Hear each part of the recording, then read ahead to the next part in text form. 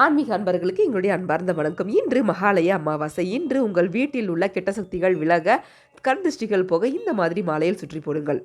அதுக்கு முன்னாடி இந்த சேனலை சப்ஸ்கிரைப் பண்ணாதவங்க சப்ஸ்கிரைப் பண்ணி வச்சுக்கோங்க. மறக்காம லைக் பண்ணுங்க.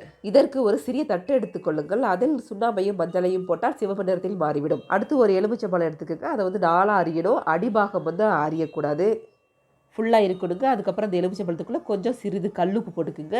அதுக்கப்புறம் 3 கிராம்பு வச்சு அந்த கிராம்புக்கு மேலே கற்பூரம் ஏற்றிக்கிங்க. இதை அந்த தட்டு நடுவில் வச்சுருங்க. பிறகு குடும்ப உறுப்பினர்கள் அனைவரையும் நிற்க வைத்துவிட்டு இடமிருந்து வலம் 3 முறையும், வலமிருந்து இடம் 3 முறையும், மேலிருந்து கீழாக 3 முறையும் சுற்ற வேண்டும். அதன் பிறகு இதை அப்படியே நிலைவாசலுக்கு வெளியே கொண்டு சென்று நிலைவாசலையும் இதே போல் சுற்ற வேண்டும். அமாவாசை தோறும் இந்த மாதிரி சுற்றி போட்டால் உங்கள் வீட்டில் உள்ள தீய சக்திகள் ஓடிவிடும். உங்கள் கண் திருஷ்டிகள் விலகி நீங்கள் உங்கள் வாழ்க்கையில் முன்னேற்றம் அடைவீர்கள். இந்த மாதிரி தினமும் ஆன்மீக தகவல் தெரிஞ்சுக்கணும் எங்கள் சேனலை சப்ஸ்கிரைப் பண்ணி வச்சுக்கோங்க. நன்றி. வாழ்க வளமுடன்.